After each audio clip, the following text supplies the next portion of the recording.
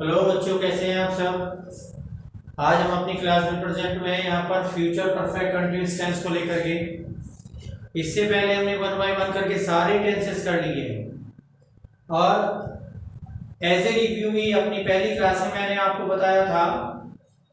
फिर मैं आपके सामने एक बार बताने जा रहा हूँ कि प्रेजेंट इंडेफिनिट टेंस में वर्ब की फर्स्ट फॉर्म लगती है प्लूरल के साथ और सिंगुलर के साथ वर्ब की फर्स्ट फॉर्म में ऐसी है येस लगता है। डू नॉट और डज नॉट उसकी हेल्पिंग वर्ब यूज होती है नेगेटिव में। प्रेजेंट कंटिन्यूअस में आपका इज एम आर के साथ आईएनजी फॉर्म लगती है। प्रेजेंट परफेक्ट में हैज और हैव के साथ वर्ब की थर्ड फॉर्म आती है। प्रेजेंट परफेक्ट कंटिन्यूअस टेंस में हैज बीन और हैव बीन के साथ वर्ब की फर्स्ट फॉर्म में आईएनजी आता है। ठीक है, इसी तरह से मैं पास्ट टेंस का रिव्यू आपको देने जा रहा हूं। पास्ट इंडेफिनिट में आप देखिए सभी सब्जेक्ट के साथ वर्ब की सेकंड फॉर्म लगती है असर्टिव सेंटेंस में। नेगेटिव में डिड नॉट का यूज किया जाता है, डिड इसकी हेल्पिंग वर्ब कही जाती है। पास्ट कंटिन्यूअस टेंस में वाज वर्ब के साथ आईएनजी फॉर्म आती है। पास्ट परफेक्ट में हैड के साथ वर्ब की थर्ड फॉर्म आती है। पास्ट परफेक्ट कंटिन्यूअस टेंस में हैड बीन और वर्ब की फर्स्ट फॉर्म में आईएनजी आती है। फ्यूचर इंडेफिनिट में विल और शैल के साथ वर्ब की फर्स्ट फॉर्म का यूज होता है। फ्यूचर कंटिन्यूअस टेंस में विल बी और शैल बी के साथ वर्ब की फर्स्ट फॉर्म में आईएनजी का यूज होता है। फ्यूचर परफेक्ट टेंस में आपके will have plus third form shall have plus third form का यूज होता है। अब हम यहां पर बात करेंगे फ्यूचर परफेक्ट कंटिन्यूअस टेंस की। सबसे पहले फ्यूचर परफेक्ट कंटिन्यूअस टेंस की पहचान को हम जानें। अगर हम हिंदी में कोई सेंटेंस सोच रहे हैं तो हिंदी में सेंटेंस को सोचते समय हिंदी वाक्यों के अंत में रहेगा, रहा होगा, रहता रहेगा आदि शब्द आते हैं। दूसरी पहचान जो इसकी इंपॉर्टेंट पहचान होती है, भविष्य में कार्य के होते रहने की टाइम लिमिट दी होती है। ठीक है, भविष्य में कार्य के कंटिन्यू रहने की टाइम लिमिट दी होती है। ठीक है, अब हम बात करते हैं आखिर इसमें कौन सी हेल्पिंग वर्ब का यूज करते हैं। देखिए मैं आपको बता दूं आई वी के साथ शैल यूज होता है। शैल हैव बीन के साथ वर्ब की फर्स्ट फॉर्म में आईएनजी का यूज होता है। आई वी से अलग जितने भी अदर नाउन प्रोनाउन बचते हैं, सब्जेक्ट लगाए जाते हैं, उन सबके साथ विल हैव बीन का यूज किया जाता है। Will have been plus verb की फर्स्ट फॉर्म में आईएनजी का यूज होता है। जैसे कि आपके सामने यहाँ पर रूल लिखा हुआ है, असर्टिव का रूल लिखा है, सब्जेक्ट विल और शैल हैव बीन, वर्ब की फर्स्ट फॉर्म में आईएनजी, ऑब्जेक्ट निश्चित और अनिश्चित समय के लिए फॉर और सिंस का यूज होता है। निश्चित समय से पहले सिंस का यूज होगा और अनिश्चित समय से पहले फॉर का यूज होगा। ठीक है, अनिश्चित समय से पहले फॉर का यूज होगा और निश्चित समय से पहले सिंस का यूज होता है। ठीक है, नेगेटिव सेंटेंस को बनाने का रूल यहां पर लिखा हुआ है, सब्जेक्ट विल और शैल नॉट, हैव से पहले नॉट आता है और विल या शैल के बाद नॉट आता है। ठीक है, नॉट हैव बीन, वर्ब की फर्स्ट फॉर्म में आईएनजी, ऑब्जेक्ट सिंस या फॉर और टाइम। इसी तरह से फर्स्ट टाइप इंटरोगेटिव सेंटेंस होते हैं। फर्स्ट टाइप इंटरोगेटिव सेंटेंस वो होते हैं हिंदी के वाक्य जो क्या से शुरू होते हैं, क्या से हम क्वेश्चन करते हैं, स्टार्टिंग करते हैं। ठीक है, तो यहाँ पर उसके लिए विल या शैल सबसे पहले आता है। सब्जेक्ट नॉट हैव बीन, अगर नेगेटिव है तो नॉट यूज करेंगे, नेगेटिव नहीं है तो नॉट का यूज नहीं करेंगे। नॉट हैव बीन, वर्ब की फर्स्ट फॉर्म में आईएनजी, ऑब्जेक्ट सिंस या फॉर और टाइम का यूज होता है। ठीक है, इसके बाद सेकंड टाइप इंटरोगेटिव को बनाने के लिए हमें सबसे पहले हिंदी सेंटेंस के मिडल में क्यों, कहां, कब, कैसे, कौन, कितना, कितने आदि ये क्वेश्चन वर्ड्स आते हैं। ठीक है, इन क्वेश्चन वर्ड्स को सबसे पहले हम इनकी इंग्लिश लगा देते हैं। ठीक है, when, where, how, what, why etcetera. इसके बाद हेल्पिंग वर्ब विल या शैल आता है, उसके बाद सब्जेक्ट, फिर नॉट हैव बीन। ठीक है, फिर क्या आता है, नॉट हैव बीन, वर्ब की फर्स्ट फॉर्म में आईएनजी, ऑब्जेक्ट सिंस या फॉर और टाइम। ये इसको बनाने के 4 रूल होते हैं। इन 4 रूल्स पर पूरा टेंस बनता है। ठीक है, अब आपके सामने यहाँ पर असर्टिव सेंटेंस देखिए, असर्टिव सेंटेंस लिखा हुआ है वे कल इस समय 2 दिन से यात्रा कर रहे होंगे। वे कल इस समय 2 दिन से यात्रा कर रहे होंगे। ठीक है, अब मैं यहाँ पर इसके देखिए कैसे ट्रांसलेट इसको हम करेंगे। They will have been travelling, कैसे ट्रांसलेट करेंगे? सबसे पहले सब्जेक्ट है दे के साथ आता है विल, हेल्पिंग वर्ब है विल हैव बीन। ठीक है, travelling, they will have been travelling, यहां क्या आता है? They will have been travelling. कब से? For 2 days। ठीक है, इस समय, एट दिस टाइम, टुमारो।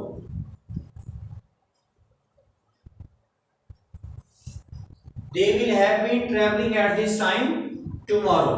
ठीक है, they will have been traveling for 2 days at this time tomorrow। for 2 days at this time tomorrow। ये सिंपल सेंटेंस है। आपने यहाँ पर देखा, अगर इंग्लिश के सेंटेंस की हमें पहचान करनी है तो यहाँ पर हम इस चीज पर ध्यान देंगे। ठीक है, they will have been, यहाँ पर will have been जो है फ्यूचर की वर्ब होती है। क्लियर? इस वर्ब पर हम ध्यान देंगे, इसको हम यहां पर करेंगे। ठीक है, अब देखिए सेंटेंस आता है, इसी सेंटेंस को अगर हम यहां पर नेगेटिव बनाने की कोशिश करें तो जैसे वे कल इस समय 2 दिन से यात्रा नहीं कर रहे होंगे, अगर हम इसको कहें नेगेटिव, नहीं कर रहे होंगे, तो नहीं वर्ड लगाने के लिए हम क्या करेंगे? देखिए नेगेटिव का रूल देख लीजिए, दे विल के बाद नॉट आएगा, हैव से पहले, they will not have been travelling for 2 days at this time tomorrow। at this time tomorrow। ठीक है, देखिए नेगेटिव हो गया, यहां पर विल नॉट हैव बीन, यहां पर हैव। ठीक है, will not have been travelling for 2 days at this time tomorrow, यहां पर विल नॉट हैव बीन आएगा। ठीक है, विल नॉट हैव बीन। अगर इसे ही हम इंटरोगेटिव में कन्वर्ट करें, अगर कहा जाता है कि transform this sentence into interrogative, तो हम क्या करेंगे? देखिए ये जो हमारा विल है, इसको उठा करके शुरू में ले आएंगे। फर्स्ट टाइप इंटरोगेटिव है, अगर यहाँ पर क्या शुरू में आ जाता है, कहां पर? यहाँ पर अगर क्या शुरू में आ जाता है तो हम क्या करेंगे? देखिए मैं आपको सेंटेंस लिख के बताता हूं। जैसे क्या वे कल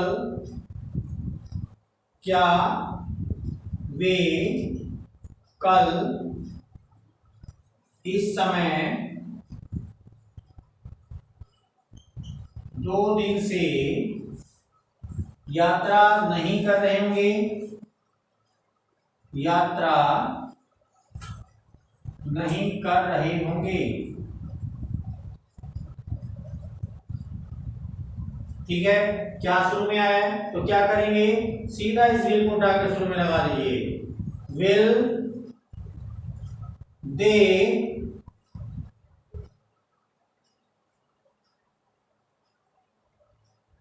not have been traveling for 2 days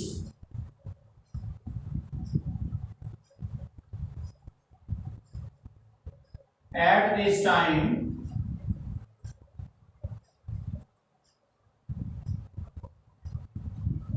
tomorrow। ठीक है, यहां पर विल क्या का सेंस दे रहा है। अगर इस सेंटेंस को सेकंड टाइप इंटरोगेटिव में कन्वर्ट किया जाए, कैसे? देखिए मान लीजिए हमने यहां से ये क्या उठा दिया, वे कल इस समय 2 दिन से यात्रा क्यों नहीं कर रहे होंगे, हमने यहां पर क्यों कर दिया, ठीक है, क्यों नहीं कर रहे होंगे, तो यहां पर सेकंड टाइप बन गया। अगर हम इसको यहां से हटा करके उठा देते हैं, इसको यहां से हटा दें, ठीक है, हमने इसी सेंटेंस का इंटरोगेटिव बना दिया। सेकंड टाइप इंटरोगेटिव में क्या करें, सबसे पहले क्यों को लिखेंगे, व्हाई, ठीक है, बाकी एज इट इज इसको हम लिख देंगे, इस रूल का यूज करेंगे, क्वेश्चन वर्ड शुरू में आ जाएगा, बाकी का रूल सेम रहेगा। Why will they not have been traveling for 2 days at this time tomorrow, ठीक है, at this time tomorrow, clear.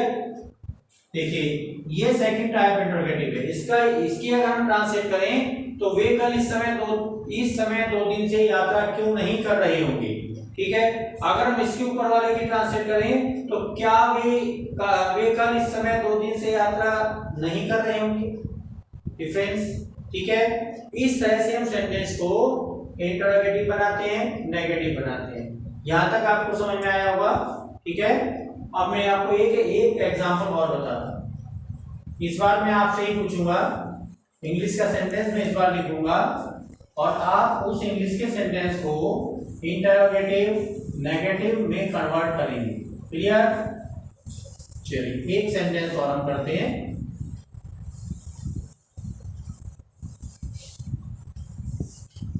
चलिए yes,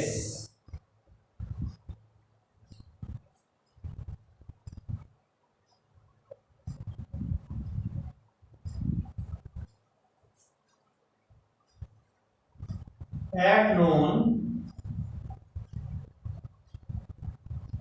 Hamid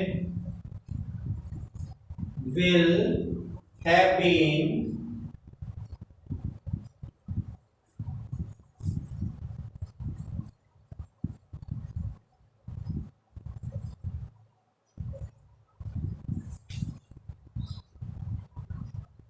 singing a song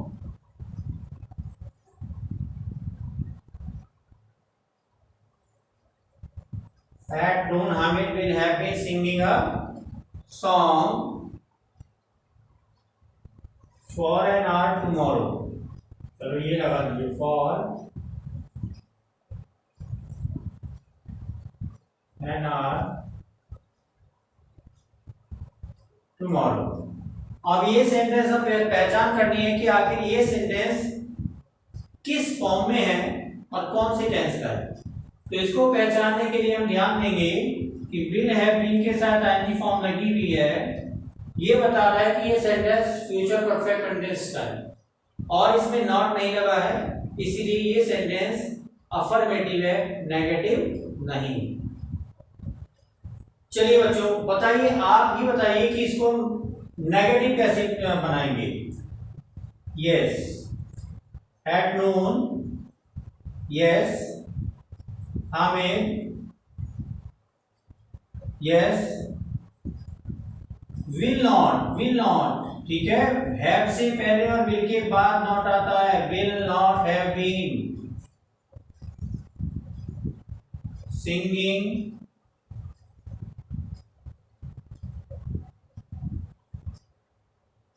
a song for an hour tomorrow।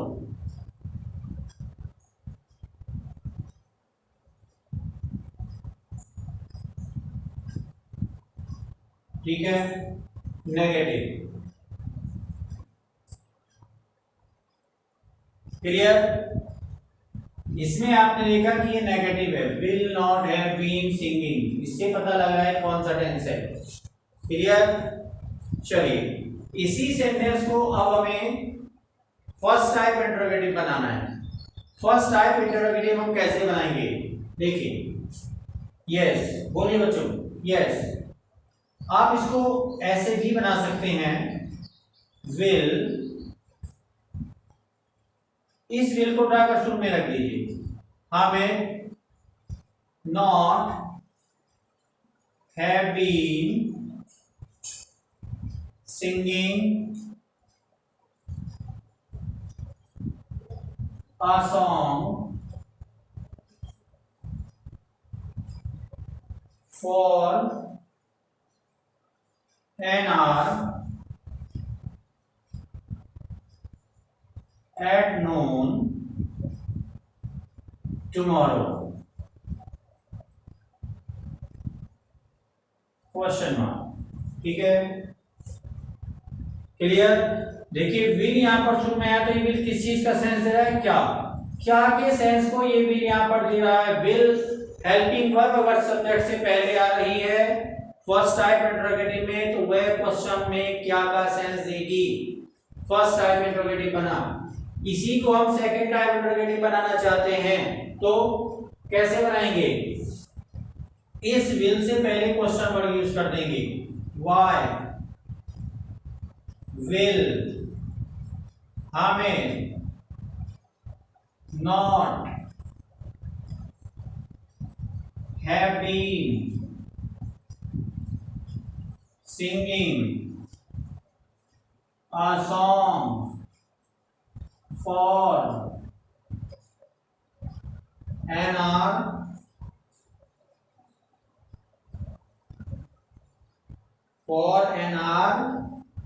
at noon tomorrow।